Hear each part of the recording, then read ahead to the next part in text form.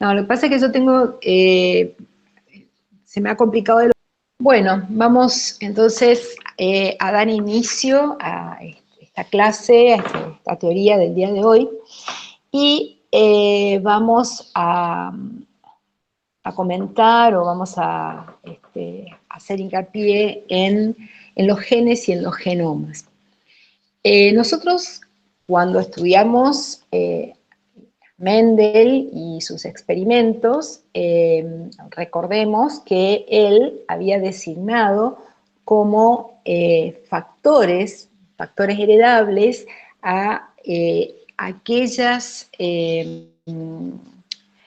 lo que nosotros actualmente denominamos genes, es decir, aquellos factores, digamos, que eran los encargados de transmitir las características de una generación a la siguiente, o de los padres a los hijos.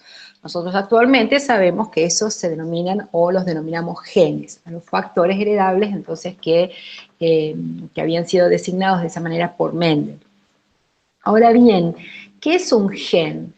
Así como tenemos distintos conceptos de especies, también podemos definir a los genes de diferentes maneras de acuerdo al criterio, digamos, que adoptemos para definirlos. Si tomamos un concepto mendeliano, o sea, el criterio que utilizó Mendel para definir a estos factores, podemos considerar a los genes como la unidad funcional de la herencia, que determina una característica fenotípica. Ahora bien, ya cuando se postuló la teoría cromosómica de la herencia y se sabía que los genes estaban localizados en los cromosomas y que cada gen ocupaba un sitio específico en esos cromosomas que ahora denominamos locus, se empezó a utilizar el término locus como un sinónimo de gen, pero aunque en algunos casos ustedes lo van a encontrar como un sinónimo, tenemos que saber que hacen referencia a cosas distintas. El locus es el sitio físico en los cromosomas donde se encuentran los genes, y los genes son los que portan la información genética que se va a transmitir a la descendencia. Y si lo vemos desde el punto de vista de la biología celular, un gen lo podemos definir como una unidad de información que está determinada por una determinada secuencia y que se halla en un sitio particular dentro de los cromosomas. Ahora bien, ya sabemos lo que es un gen, ahora vamos a definir lo que es un genoma. Todos los organismos vivos tienen un genoma.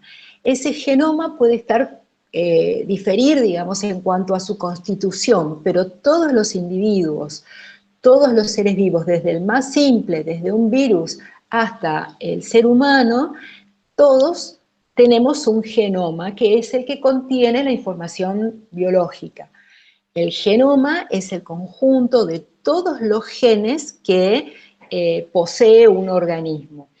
Y ese genoma, así como los genes se transmiten de una generación a la siguiente, el conjunto de todos esos genes que forman el genoma, entonces también se transmite de un organismo de generación en generación.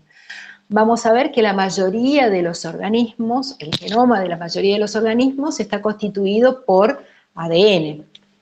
¿Y dónde se encuentra el ADN? Bueno, nosotros ya sabemos, ya lo hemos estudiado en introducción, ya lo hemos visto en biología celular, que en el caso de los eucariotas, el ADN se encuentra contenido en el núcleo celular y que se encuentra repartido en los cromosomas, en los distintos cromosomas.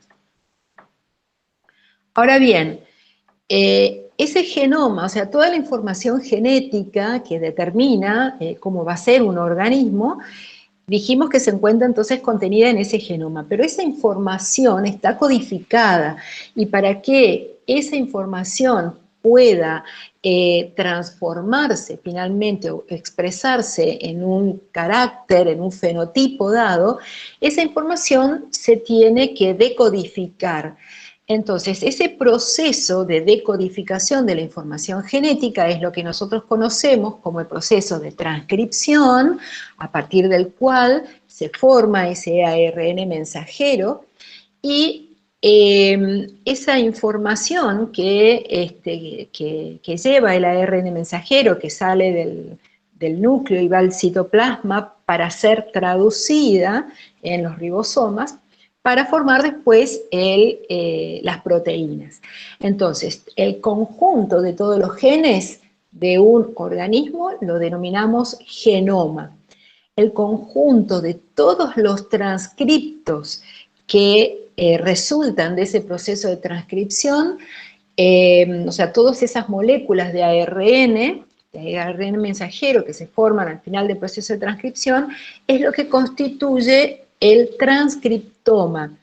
Y finalmente, todas las proteínas que resultan del proceso de traducción de ese transcriptoma es lo que se conoce como el proteoma. Vamos a ver más adelante que el estudio de los genomas, de los transcriptomas y de los proteomas constituyen una disciplina dentro de la biología, dentro de la genética, que es lo que se conoce como ómicas. Y es el estudio, o sea, la genómica, la transcriptómica y la proteómica, que se van a encargar de estudiar a cada uno de estos componentes, digamos, del genoma de un organismo. Profe, Bien, ¿cómo se llama sí, el estudio de estos tres? tenemos el estudio del genoma, es la genómica, el estudio del transcriptoma es la transcriptómica, y el estudio del proteoma es la proteómica. En conjunto, todas estas disciplinas reciben el nombre de ómicas, que bueno, lo vamos a ver un poquito más adelante en el cursado. Bien, vamos a ver entonces que en el caso de los eucariotas dijimos que la información genética se encontraba, o el ADN, se encuentra en el núcleo. Y entonces vamos a tener el genoma nuclear, que en el caso del genoma humano, ese genoma nuclear está constituido por aproximadamente unos 35.000 genes. Pero nosotros sabemos que además de ese ADN que se encuentra en el núcleo, también podemos encontrar ADN fuera del núcleo en las mitocondrias. Entonces, además de ese genoma nuclear, nosotros podemos encontrar lo que se conoce como el genoma mitocondrial, que en el caso del genoma mitocondrial humano está constituido por aproximadamente unos 37 genes. En el caso de los animales es lo mismo, vamos a encontrar, vuelvo para atrás, un genoma nuclear y un genoma mitocondrial. En el caso de las plantas, además de ese genoma nuclear y del genoma mitocondrial, también vamos a encontrar que hay algunos genes, parte de la información genética de las plantas está contenida en los cloroplastos, en lo que se conoce como el genoma plastidial. Entonces, en el caso de las plantas, vamos a ver que ese genoma está repartido en tres partes. Por un lado, el genoma nuclear, el genoma mitocondrial y el genoma plastidial. Un caso bastante particular es el caso de los líquenes. Los líquenes, como ustedes saben, son organismos que resultan de la simbiosis de un hongo y de una alga, del micobionte y del ficobionte. El hongo tiene Profe, disculpe, Sí, sí. creo que nos está mostrando las diapositivas que está pasando, porque nosotros nos quedamos en la primera, no sé si la está Sí, pasando o no. estoy viendo. Sí, a ver. Espera, a ver. Salgo de acá de la... Espera, y vuelvo a compartir.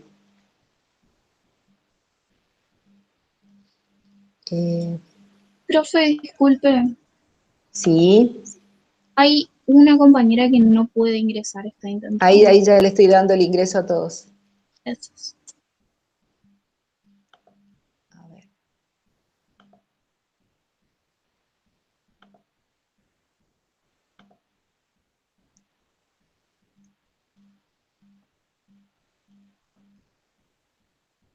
Bueno, ahí estamos. Vuelvo un poquito para atrás.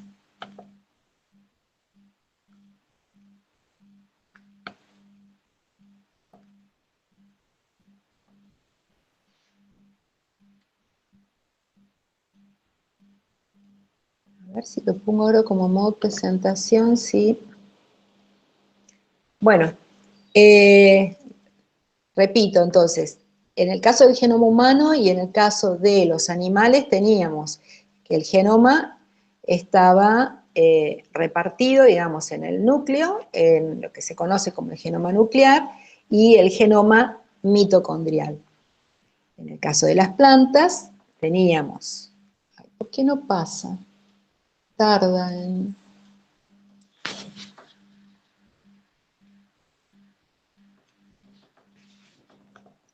Lo voy a dejar sin modo presentación, porque tarda mucho en no sé por qué, en cargar las imágenes.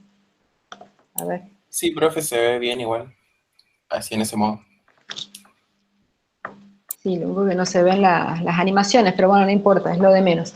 Bueno, entonces en el caso del genoma vegetal teníamos que estaba repartido en el núcleo y en los organelos. Entonces vamos a tener un genoma nuclear, un genoma mitocondrial y un genoma plastidial.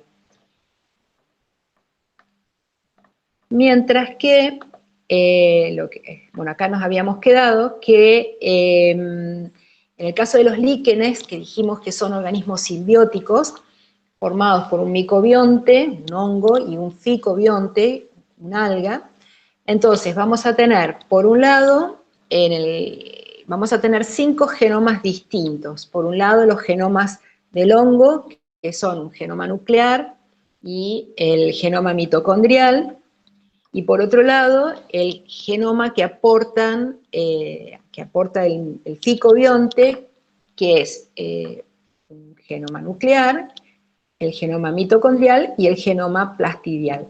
Entonces, en los líquenes vamos a tener información genética que está repartida en 5 genomas distintos.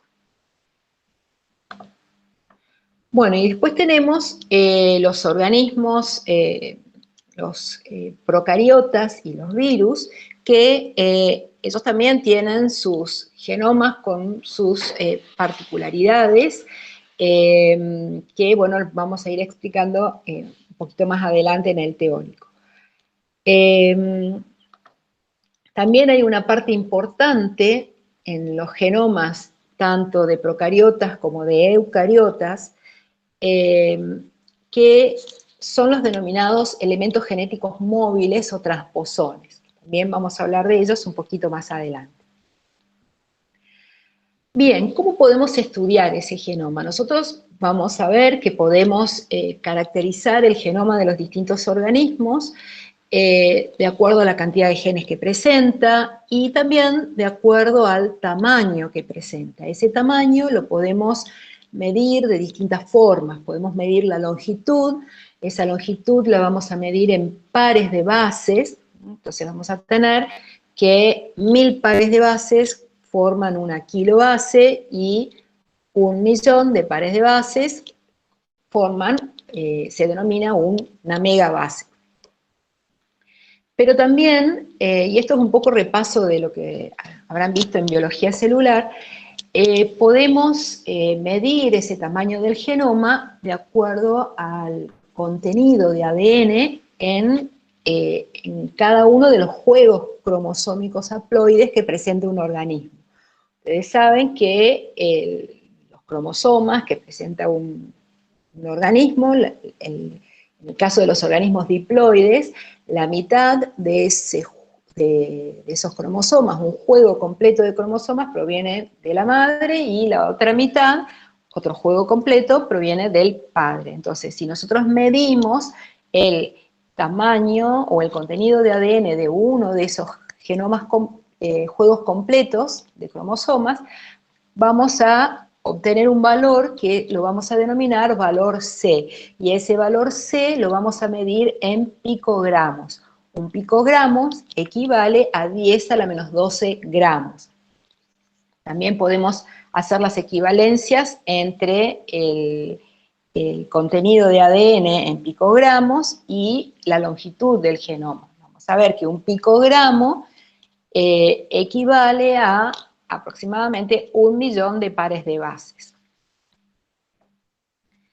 Bien, vamos entonces a analizar las principales características de los genomas nucleares eucariotas. Después vamos a pasar a explicar los genomas de los orgánulos, mitocondrias y cloroplastos, los genomas de los procariotas, y finalmente vamos a hablar de los genomas virales y de los elementos genéticos móviles que dijimos que son los transposones. Bien, el genoma nuclear eucariota está distribuido en distintas moléculas de ADN lineal, cada una de ellas forma un cromosoma. Ese ADN o ese genoma eucariota nosotros lo podemos estudiar de diferentes maneras, podemos caracterizarlos de diferentes maneras, y una de las formas que disponemos es utilizando una técnica que ustedes también ya la habrán visto en biología celular, que es la ultracentrifugación. Mediante la ultracentrifugación diferencial nosotros podemos separar los distintos componentes celulares y también podemos hacer una centrifugación en un gradiente de densidad y analizar las distintas densidades de esos componentes que estamos separando. Entonces, van a quedar flotando los elementos de baja densidad, mientras que van a ir hacia el fondo los elementos más densos o más pesados. También podemos hacer una ultracentrifugación en un gradiente de densidad, y vamos a analizar lo que se conoce como la velocidad de sedimentación. Entonces vamos a ver que hay algunos elementos que son de sedimentación rápida, mientras que hay otros que son de sedimentación lenta. Una de esas técnicas es la centrifugación en gradientes de densidad utilizando cloruro de cesio. Esa técnica se utilizó justamente para estudiar las características de este ADN, que nosotros sabemos que es una molécula constituida por una doble hélice. Esa doble hélice, que está unida por esos puentes de hidrógeno, se puede desnaturalizar.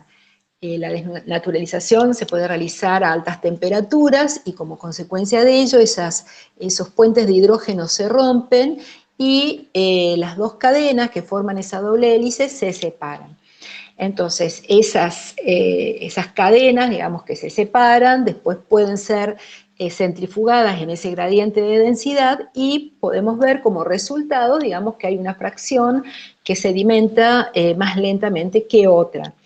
Y si comparamos las absorbancias de esos componentes, vamos a ver, o sea, las absorbancias las medimos con un espectrofotómetro y con luz ultravioleta, y vamos a ver que se forman dos picos, un pico principal, y que es mayor, y un pico de ADN satélite que es de menor tamaño. Esos picos diferentes corresponden a distintos tipos de secuencias que podemos encontrar en ese genoma eucariota. Vamos a ver que hay secuencias que son secuencias únicas y que son las que se encuentran, bueno, hay secuencias únicas y hay otras secuencias que pueden estar representadas más veces en el genoma. Y de acuerdo a ello, entonces vamos a tener las diferencias en las curvas que se forman de ese ADN satélite y de ese ADN principal. Y también, luego de ese proceso de desnaturalización, podemos medir la velocidad de reasociación. Si nosotros bajamos la temperatura, esas hebras de ADN que se separaron por la acción del calor, esas tienden a reasociarse, o sea, tienden nuevamente a hibridarse y a volver a formar una doble hélice. Pero vamos a ver que hay fragmentos de ese genoma que tienden a reasociarse más rápidamente que otras. Y que es decir, que hay regiones o que hay fragmentos de ADN que encuentran más rápidamente a su secuencia complementaria para poder hibridarse y reasociarse, mientras que hay otras secuencias que tardan más en encontrar a su secuencia complementaria. Y eso es así porque esas secuencias que encuentran rápidamente a sus complementarias son secuencias simples y que generalmente hay muchas copias de esas secuencias simples, entonces resulta más fácil que encuentren a su secuencia complementaria para luego reasociarse. Mientras que aquellas regiones del genoma que tardan más en encontrar a su secuencia complementaria, es así, digamos, porque son secuencias de copia única, entonces van a tener su secuencia y una sola complementaria, y entonces en ese proceso de reasociación van a tardar más en encontrar a su secuencia complementaria. Bien, entonces esas curvas que nosotros podemos obtener cuando graficamos la cantidad de la porción del genoma que se reasocia en el tiempo, es lo que se denomina, o esa curva es la que se denomina una curva COT.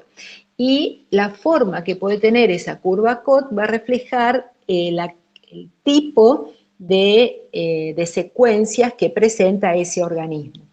Acá pueden ver esta curva así en forma de S, esta curva sigmoidea, corresponde a, bueno, en este caso son curvas de Escherichia coli, que son procariotas, y los procariotas se caracterizan porque tienen secuencias únicas, entonces por eso van a tener esa forma, van a tener solamente un punto de quiebre en la curva.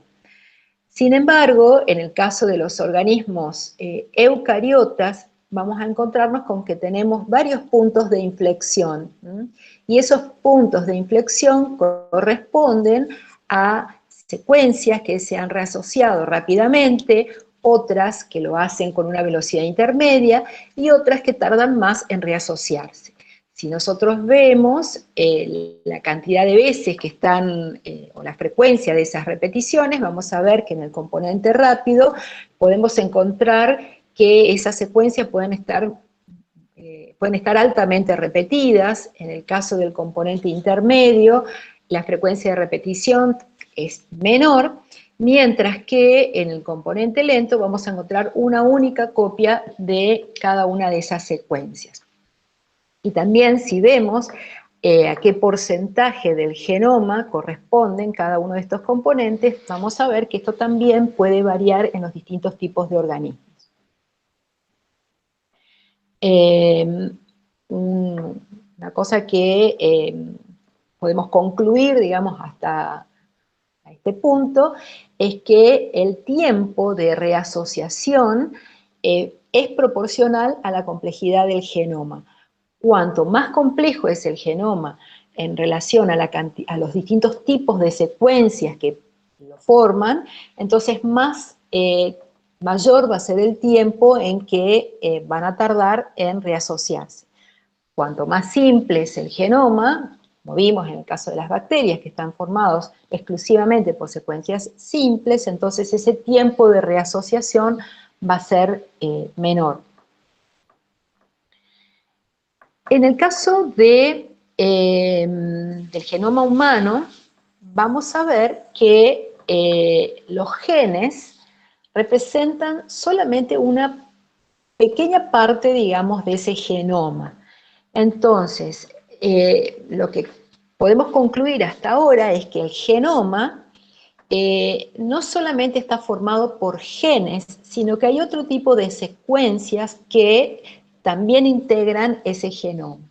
Entonces, dentro de un genoma nosotros podemos encontrar distintos tipos de secuencias, y en el caso del genoma humano, el 70% de las secuencias de ADN son genes de copia única, mientras que el 30% restante son secuencias repetidas. De ese 70% de secuencias de copia única, el 10% solamente codifica proteínas, o sea, solamente un 10% de ese 70% va a resultar en una proteína. El 60% restante de esas secuencias de copia única son no codificantes, es decir, que no se van a expresar en una proteína. Por otro lado, en relación a las secuencias repetidas, que dijimos que constituyen el 30% del genoma humano, el 10% de ese 30% son secuencias codificantes, es decir, que van a expresarse en una proteína, y el 20% restante es no codificante. Entonces, tenemos ahí el 70%, 5% de ese 70% de copias únicas, el 5% codifica genes y proteínas, el otro 5% va a codificar proteínas, digamos, que son proteínas reguladoras y que intervienen en el control de la expresión de los otros genes, y el 60% es no codificante. Bueno, entonces, acá falta la animación, pero bueno, no importa. Tenemos dentro de los genes de copia única, tenemos entonces genes, secuencias codificantes, que son los genes, y secuencias no codificantes. Dentro de los genes vamos a encontrar genes estructurales y genes reguladores. Y dentro de las secuencias no codificantes vamos a encontrar los intrones y el ADN intergénico. Recordemos que acá tenemos un ARN inmaduro, luego el proceso de el proceso de transcripción, vamos a tener que se forma un ARN inmaduro. Ese ARN inmaduro está formado por distintas secuencias, tenemos los exones, los intrones y el ADN intergénico y el ADN regulador. Este ARN inmaduro, por el proceso de maduración, va a formar un ARN maduro, y esa maduración consiste, digamos, en que se eliminan estos ADNs intergénicos y solamente quedan los intrones y los exones. Y finalmente, por ese proceso, digamos, de maduración, se eliminan los intrones y solamente van a quedar los exones. Esos exones van a formar el ARN mensajero que sale del núcleo y que luego del proceso de traducción va a dar lugar a la formación de una proteína. Bien, en un gen eucariota entonces vamos a poder encontrar distintas partes. Vamos a encontrar una región promotora, que es la que, en esta región promotora también vamos a encontrar además del promotor, vamos a encontrar algunos genes reguladores o regiones reguladoras, que pueden ser potenciadores o silenciadores, y que son factores, digamos, que regulan la expresión de estos exones.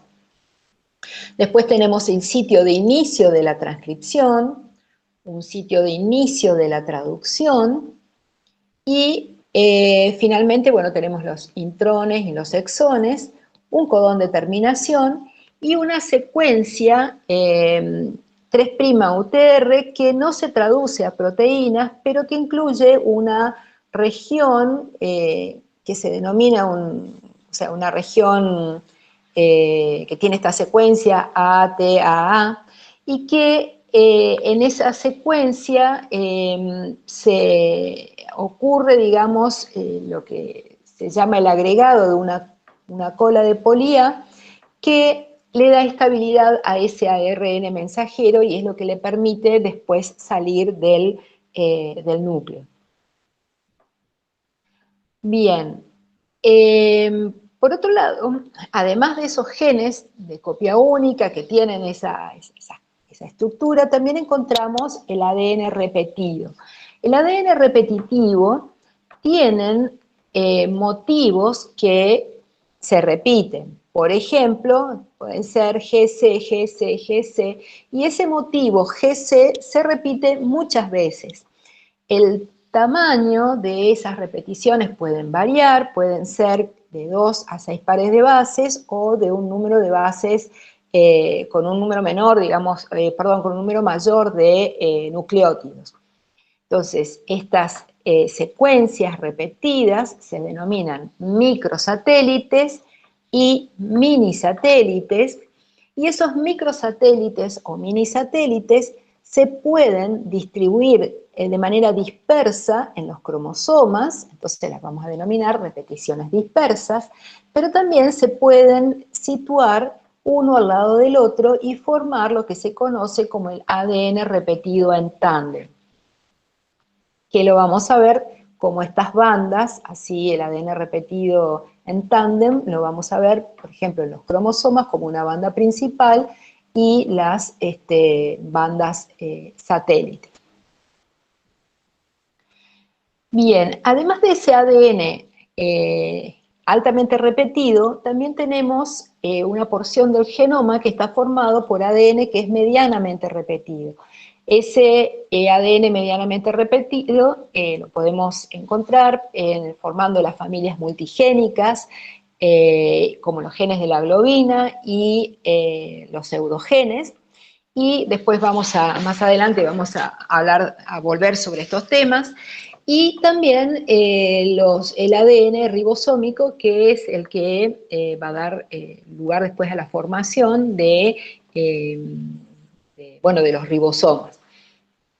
Bien, entonces, tanto el ADN en familias multigénicas, los pseudogenes y el ARN ribosómico son regiones entonces de ADN medianamente repetido.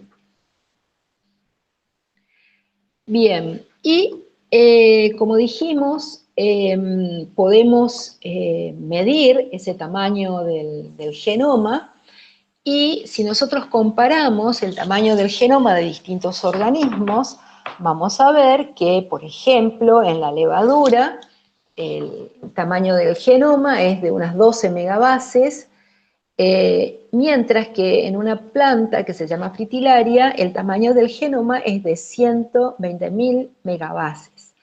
Y si vemos, el tamaño del genoma humano es de 3.200 megabases.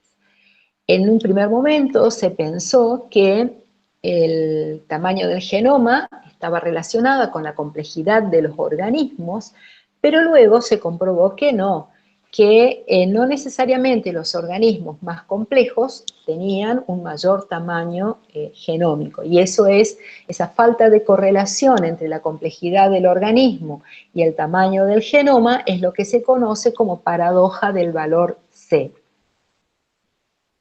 Bien.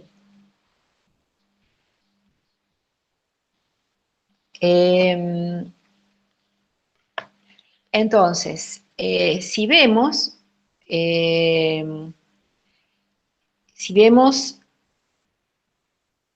o si comparamos un segmento de 50 kilobases de una misma región, en distintos organismos, por ejemplo, acá arriba tenemos las levaduras, después tenemos Drosophila, acá arriba tenemos el ser humano, y por último tenemos el ratón. Entonces tenemos el ser humano, y en segundo lugar tenemos un mismo segmento de 50 kilobases de las levaduras, Drosophila melanogaster, y por último un segmento de 50 kilobases del ratón. Si se analizan, digamos, la cantidad, la densidad de genes que hay por megabase, vamos a ver que, por ejemplo, en el caso de la levadura, nosotros por cada megabase tenemos 496 genes.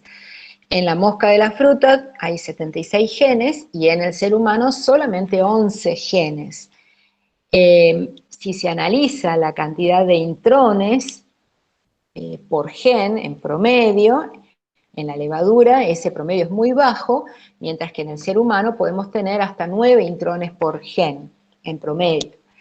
Y si se analizan las cantidades de repeticiones, o sea, de regiones repetidas en todo el genoma, en la levadura esas regiones repetidas solamente constituyen el 3% de su genoma, mientras que en el ser humano las regiones repetidas constituyen casi el 44% del genoma.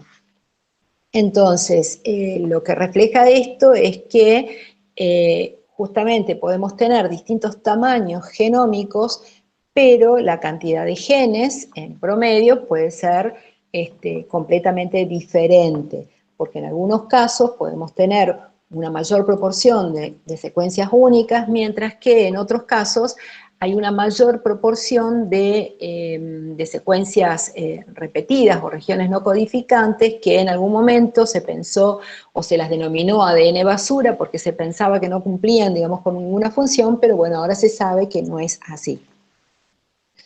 Bien, bueno, esto era también para ejemplificar la cantidad del tamaño del genoma y la cantidad más o menos aproximada de genes. En el caso de Saccharomyces, la levadura, tenemos un tamaño de genoma de 12 megabases y aproximadamente 6.000 genes. En el ser humano, el tamaño del genoma es de 3.200 megabases y tenemos entre 30.000 y 40.000 genes.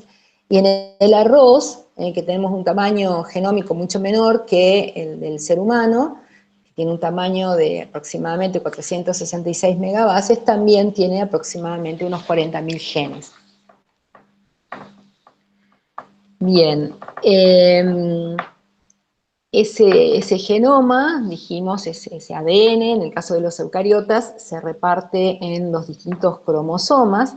La cantidad de cromosomas, vamos a ver que es un número que puede variar, puede ser que tengamos muy poquitos cromosomas, como por ejemplo en este caso de esta hormiga, que tiene solamente 2 cromosomas, y este radiolario que tiene cerca de 1.600 cromosomas.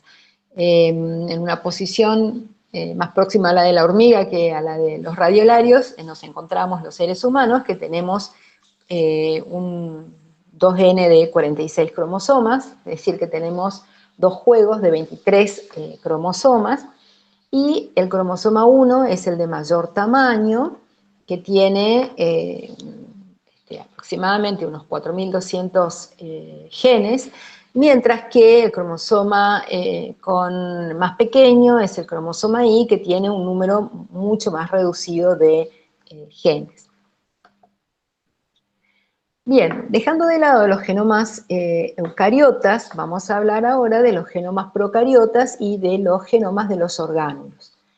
Estos genomas de los orgánulos los vemos juntos con los genomas de los procariotas porque tienen características muy similares. Bien, en el caso del genoma bacteriano, la mayoría de las bacterias tienen un cromosoma único que no se encuentra dentro de un núcleo, porque no tienen membrana nuclear separando el núcleo del citoplasma, sino que se encuentra, digamos, en el citoplasma, digamos, de la bacteria, y ese cromosoma único por lo general es circular y, bueno, contiene una molécula única de ADN que tiene varios millones de pares de bases de longitud. También el tamaño del genoma puede variar en los distintos grupos de procariotas y el número de genes también puede variar en las distintas bacterias. Por ejemplo, en el caso del Mycoplasma, que es esta bacteria que está aquí abajo, tiene un tamaño del genoma de 0,58 megabases y aproximadamente 500 genes, mientras que Pseudomonas aeruginosa tiene un tamaño genómico mucho mayor. Son las bacterias que tienen el tamaño del genoma más grande, de aproximadamente 6 megabases y aproximadamente 5.700 genes.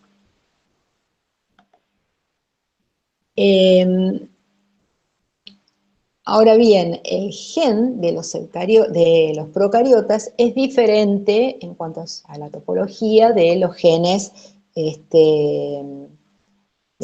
eucariotas. Vamos a ver que en las bacterias, aquellos genes que codifican para proteínas que cumplen o que están relacionados funcionalmente porque participan de una misma ruta metabólica, por lo general se encuentran juntos y se expresan o se traducen de manera simultánea en una única unidad transcripcional que se denomina operón. Entonces, en un operón nosotros podemos encontrar varios genes estructurales que se traducen simultáneamente. También vamos a encontrar una región operadora y una región promotora. En esta región promotora se une la ARN polimerasa y en esta región operadora se une una proteína reguladora que se forma, digamos, a partir de un gen que no forma parte del operón y que tiene su propio origen de la replicación. Esto en la próxima clase, después vamos a ver, digamos, bien cómo funciona ese operón. Además de ese cromosoma bacteriano, también podemos encontrar lo que se conocen con el nombre de plásmidos. Los plásmidos son pequeñas moléculas circulares de ADN que pueden estar presentes en un número grande en las bacterias. Pueden haber muchas copias de esos plásmidos. Esos plásmidos también presentan genes que no son esenciales para la vida de la bacteria, pero que pueden, digamos, resultar importantes, digamos, en el ciclo de vida de estos organismos. Y básicamente son importantes para el crecimiento de estos organismos en los organismos hospedadores. Algunos de los genes que pueden estar presentes en estos plásmidos son los genes de resistencia a los antibióticos. Y bueno, esta característica no solamente tiene importancia desde un punto de vista sanitario, sino que también fueron utilizados para todas las técnicas de ingeniería genética que también las vamos a ver más adelante en el curso. Entonces, esos plásmidos, ¿sí? ¿Los plásmidos forman parte del genoma? Sí, también forman parte del genoma de las bacterias, nada más que son independientes del cromosoma principal, de ese cromosoma único circular, y se replican de manera independiente del cromosoma bacteriano. Es como una secuencia de ADN que es como que tiene vida propia dentro de las bacterias. Pero en algunos casos vamos a ver que esos plásmidos también en algunos casos pueden incorporarse al ADN bacteriano, al cromosoma bacteriano. Son unos plásmidos especiales. Bien, entonces, vamos a ver que hay distintos tipos de plásmidos de acuerdo a los genes que presentan. Hicimos referencia a la presencia de los genes de resistencia a los antibióticos, y bueno, esos son los plásmidos de resistencia. Hay otros plásmidos que tienen unos factores que son los denominados de fertilidad porque tienen unos factores que contribuyen al proceso de conjugación y de transferencia de información genética entre bacterias. Hay otros que tienen genes que sintetizan o que codifican para la síntesis de toxinas que utilizan, digamos, para la defensa contra otras bacterias. Y bueno, y hay otros que le confieren mayor patogenicidad y son los denominados plásmidos de virulencia. Bueno, y como les decía, si bien los plásmidos son capaces de replicarse de manera independiente del cromosoma bacteriano, hay algunos que en algún momento del ciclo de vida de las bacterias que pueden integrarse a los cromosomas bacterianos y son los denominados episomas, que vamos a ver que son de mucha utilidad para la bacteria en el intercambio, digamos, de material genético, pero también para todos los procesos biotecnológicos también son de interés porque son utilizados como vectores para transferir información genética de un organismo a otro. Bien, este genoma, que les dije que por lo general estaba formado por una molécula circular y bueno, los plásmidos, es el estándar dentro de las bacterias, pero podemos encontrar otras formas de organización del genoma entre las bacterias y podemos encontrar, por ejemplo, que en el Vibrio cholera presentan dos moléculas circulares, un cromosoma principal y un megaplásmido. Hay otras que pueden tener un número mayor de moléculas circulares y, por ejemplo, en el caso de Borrelia puede tener de entre 7 y 8 moléculas circulares y aproximadamente unas 11 moléculas lineares que vendrían a ser los plásmidos que en vez de tener una constitución así circular, se disponen de manera lineal. Entonces también esas especies varían no solamente en la organización del genoma, sino también en el tamaño genómico y en el número de genes que presentan cada uno de esos cromosomas.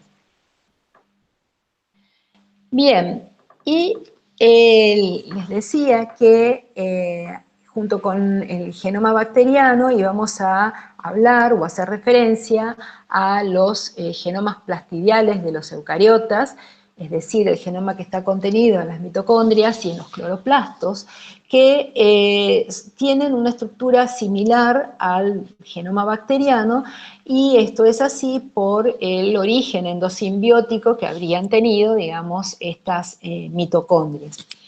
Las mitocondrias habrían sido bacterias en su momento que parasitaron a otras bacterias y que posteriormente dieron lugar a la formación de esos organismos eucariotas que tenían estas mitocondrias o estas otras bacterias, digamos, en su interior y que luego dieron lugar a la formación de las mitocondrias. Entonces, tanto las mitocondrias como los cloroplastos tienen entonces una estructura similar al genoma bacteriano. Tienen una molécula, digamos, de ADN circular y tienen distintos tipos de genes de copia única que codifican para proteínas que están relacionadas o que cumplen funciones con el proceso de respiración celular, o sea, en todos los procesos en los cuales, digamos, participan las mitocondrias. Vamos a ver que mitocondrias, o sea, el ADN mitocondrial y el ADN nuclear tienen diferencias y similitudes. En general, el número de copias de ese ADN mitocondrial puede encontrarse, digamos, en varias copias, mientras que en el caso del ADN nuclear dijimos que había una sola molécula por cada cromosoma. En cambio, en el ADN mitocondrial pueden haber múltiples copias de una única molécula. El número de genes también es variable. En el caso del genoma mitocondrial humano tenemos aproximadamente 13 genes. Ese número de genes puede variar en los distintos tipos de organismos. Y vamos a ver que las proteínas mitocondriales, las que se forman como el resultado de la expresión, digamos, de estos genes mitocondriales, no pasan o no migran al citoplasma, pero hay algunas proteínas nucleares, o sea, que se codifican a partir de genes nucleares que pueden migrar a las mitocondrias. En cuanto al código genético, tenemos que utilizan, digamos, ese código universal, aunque hay algunas diferencias entre el código mitocondrial y el nuclear. Y bueno, y también difieren en cuanto a la sensibilidad a los antibióticos. Bueno, y estas son las diferencias que podemos encontrar entre el código universal y el código mitocondrial humano. Estas son cosas que ustedes ya las han visto en biología celular, pero que bueno, viene bien repasar porque son datos que nos van a servir para entender algunas cosas que vamos a ver después en el cursado. Entonces, el codón UGA, que es un codón de terminación en el código universal, codifica para triptófano en el código mitocondrial. Después, los codones AGA y AGG, que codifican para arginina en el código universal, son codones de terminación en el genoma mitocondrial, y el codón AUA, que codifica para isoleucina en el código universal, codifica para metionina en el código mitocondrial humano. En el caso del genoma cloroplástico, el genoma cloroplástico también es una molécula circular de un tamaño más grande que el genoma mitocondrial y también tiene una mayor cantidad de genes de copia única. Tanto el genoma cloroplástico como el genoma mitocondrial son de herencia materna, ese es un dato importante. En el caso de las plantas, el genoma cloroplástico se heredan principalmente por vía materna, pero hay algunos casos de herencia paterna, por ejemplo en las gimnospermas, o de herencia biparental, o sea que se pueden heredar tanto por el lado materno como del lado paterno. Y los genes que se encuentran en este ADN cloroplástico codifican para proteínas que intervienen en el proceso de la fotosíntesis. Bueno, ahí tenemos algunos genes que están codificados por el ADN de cloroplasto. Y, bueno, no me voy a detener en esto, pero sí contarles que hay uno de los genes que codifican para una proteína, que es la que se conoce como rubisco, que ese rubisco tiene dos subunidades, y hay una de las subunidades que es codificada por los genes de cloroplasto, mientras que la otra subunidad es codificada por los genes nucleares. Y bueno, y ahí también tenemos un ejemplo muy evidente de lo que sería la simbiosis entre entre el organismo, entre el procariota y el eucariota, que dieron lugar después a la formación de la célula eucariota. Bien. Bueno, y finalmente vamos a hablar de los genomas virales y de los elementos genéticos móviles. Los genomas virales o los virus son organismos muy simples, son sistemas de replicación sumamente simples que pueden estar formados por ADN o por ARN, por uno o por el otro. Y ese ADN o ese ARN están rodeados por una cubierta proteica. Esto que ven acá, es un bacteriófago, los bacteriófagos son virus que infectan a bacterias y que tienen esta cápside y una cola, y bueno, estas fibras de la cola tienen esta forma muy característica. Y estos virus entonces pueden diferir en estructura, en tamaño y también en las características que pueden tener esos ácidos nucleicos, que dijimos que puede ser ADN o ARN, pero ese ADN o ese ARN puede ser bicatenario, monocatenario, y entonces tenemos una gran diversidad de genomas en los distintos tipos de virus. Por ejemplo, el adenovirus tiene un ADN lineal bicatenario, los parvovirus tienen un ADN lineal monocatenario, el virus del mosaico del tabaco tiene un ARN lineal monocatenario, y después, por ejemplo, el virus de la vacuna antivariólica tiene un ADN circular bicatenario. También el tamaño del genoma y el número de genes varía en los distintos tipos de virus.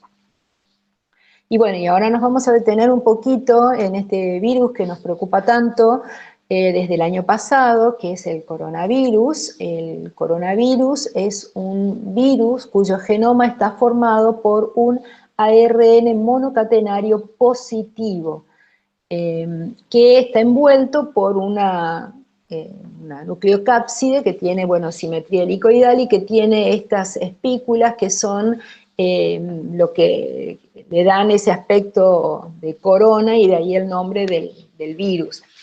El genoma de estos virus, pues, de estos coronavirus, puede variar entre 26 y 32 kilobases y es posiblemente el genoma más grande, digamos, dentro de los virus. Después en la próxima clase vamos a volver entonces con estos coronavirus, y bueno, vamos a hablar bastante este año del COVID, porque podemos analizarlo, digamos, a medida que vayamos estudiando distintos temas de la materia. Vamos a ir volviendo al coronavirus y lo vamos a ir relacionando entonces con, bueno, con las distintas unidades del programa, como para tratar de entender mejor qué es este virus con el cual, digamos, estamos ahora luchando. Y bueno, y finalmente tenemos otra parte del genoma que la podemos encontrar tanto en los eucariotas como en los procariotas, que son los denominados elementos genéticos transponibles o transposones. Nosotros sabemos que, o dijimos al comienzo de la clase, que los genes ocupan un lugar específico en los cromosomas al que denominábamos locus, y que, bueno, esos podemos estudiar y podemos analizar la posición de cada uno de esos genes y mapearlos en los cromosomas, pero estudiando las líneas puras de maíz, Barbara McClintock comprobó, digamos, que había algunas irregularidades, algunos fenotipos, digamos, inesperados en esas líneas puras, y ella demostró, digamos, que esos fenotipos raros eran el resultado de la acción de ciertas secuencias que no eran fijas, que no estaban fijas en los cromosomas, sino que podían trasladarse de un lugar a otro del genoma. Y bueno, y es lo que se conoce entonces como elementos transponibles o transposones, que producen anormalidades tanto en la estructura como en la expresión de algunos genes. Y son muy importantes desde un punto de vista evolutivo, porque pueden, ese movimiento de los transposones puede dar lugar a la reorganización del genoma y a la generación de diversidad. Y bueno, también son elementos importantes, así como vimos que los plásmidos, sobre todo los episomas, que eran muy utilizados en biotecnología. Vamos a ver que estos transposones también son importantes herramientas en biotecnología. Bueno, entonces estos elementos transponibles son secuencias de ADN discretas que tienen la capacidad de transponerse o moverse de un sitio a otro del genoma. Se encuentran en todos los organismos, tanto procariotas como eucariotas. El tipo de transposones y la cantidad de transposones puede variar en las distintas especies. Forman parte del ADN moderadamente repetitivo, tienen la capacidad de catalizar su propia transposición, es decir, que para moverse lo pueden hacer de manera independiente de la información genética del genoma, sino que ellos pueden catalizar su propio movimiento, y tienen una gran diversidad, digamos, de formas y o sea, de estructuras y de formas de transposición. Bueno, aquí la tenemos a Bárbara McClintock, que ella estudió la inestabilidad genética de estas líneas endocriadas de maíz, y bueno, y estableció una disciplina que es el estudio de la citogenética del maíz. Bien, estos elementos transponibles o transposones tienen, en su estructura pueden incluir, por ejemplo, algunas regiones que llevan genes de resistencia a los antibióticos. Por lo general, son estructuras bastante simples, otros son un poco más complejos. Por lo general, tenemos que cada elemento transponible aquí en amarillo está rodeada por repeticiones directas flanqueantes, que son estas en rosado, y también por repeticiones terminales invertidas, que son estas aquí en verde. Esos transposones, dijimos que hay de distintos tipos de acuerdo a la forma, a la estructura y a la forma en que se movilizan. Para poder catalizar su movimiento, tienen en su estructura el gen de la transposasa, que es la enzima que les va a permitir moverse, y algunos de esos transposones se mueven en forma de ADN y son los denominados transposones de clase 1, mientras que hay otros que lo que se mueve es un intermediario de ARN, y por ese motivo se los denomina retrotransposones o transposones de clase 2.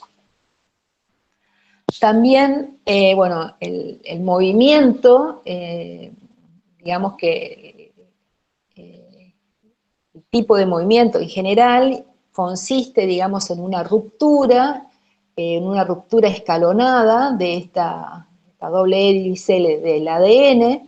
Entonces, ese transposón, hay un corte escalonado en el sitio, digamos, donde se va a insertar ese transposón. Entonces, ese transposón se inserta ahí en ese sitio de corte, pero quedan unos espacios vacíos en ese corte escalonado que después se tiene que rellenar, y eso, el encargado de rellenar estos huecos es la polimerasa. Como resultado de la acción de la polimerasa, entonces, que rellena estos huecos, se forman esas repeticiones directas flanqueantes. Esos transposones que dijimos que se pueden mover también en forma de ADN o en forma de ARN, también pueden moverse de dos maneras. Hay un tipo de transposición que se llama no replicativa, y hay un tipo de transposición que se llama replicativa. Y es como el proceso de cortar y pegar o de copiar y pegar. La transposición no replicativa, que sería el proceso de corto y pego, entonces se corta, acá tenemos el transposón y acá tenemos el sitio blanco, entonces se corta ahí la secuencia de este sitio objetivo y el transposón se mueve de su sitio de origen a este sitio blanco. Y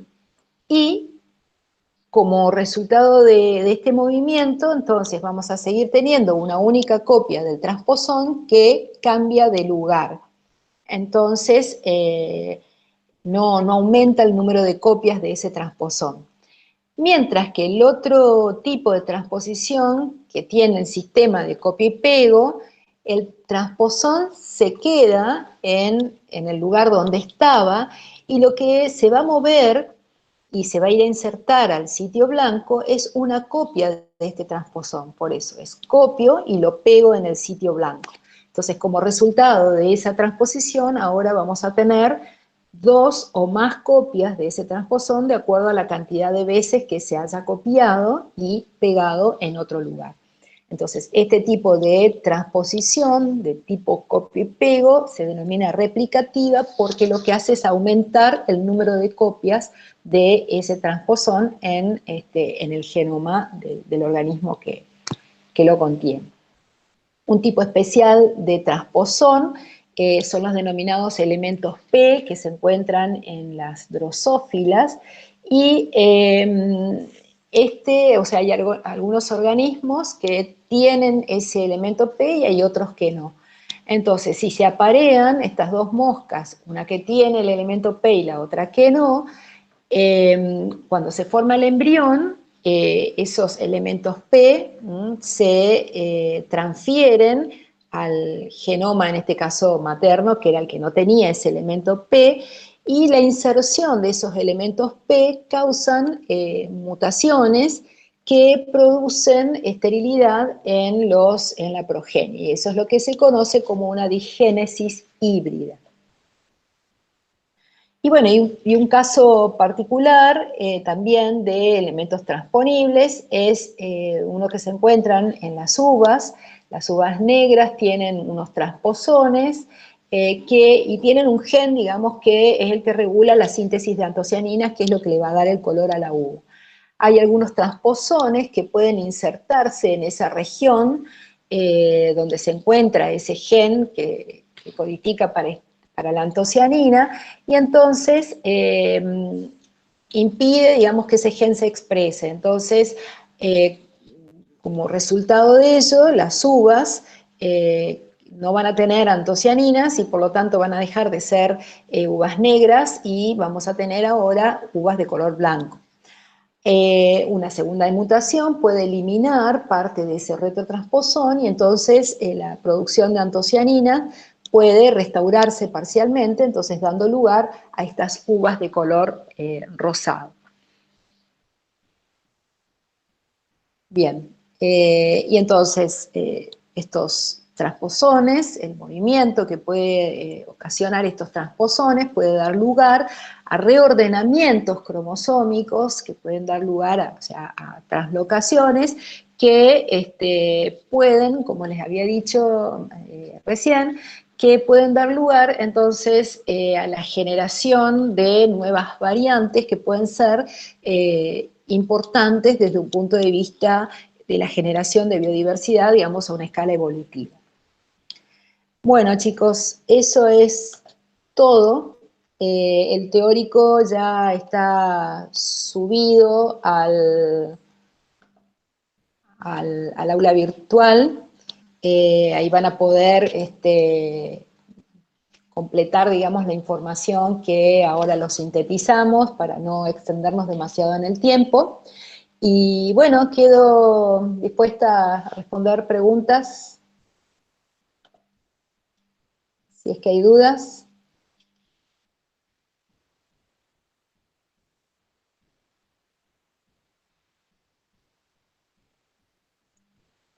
Bueno, si no hay dudas, ahora a las 5 de la tarde se van a encontrar con Evelyn en este mismo link para que, bueno, ella les va a explicar en qué va a consistir el trabajo práctico de hoy. El trabajo práctico de hoy no tiene cuestionario porque, bueno, es el primer práctico y la idea es explicar un poco cómo va a ser la dinámica y, bueno, la tarea que tengan que enviar después va a ser lo que va a servir, digamos, para la asistencia y la aprobación del trabajo práctico. Estoy esperando una respuesta de Facena. Sigo con problema para cambiar el correo en una virtual. No se preocupen, chicos, ustedes mándennos sus correos sus datos a nuestro correo de la cátedra y bueno, si no, no se pueden matricular, avísenos y vamos a tratar de matricularlos nosotros.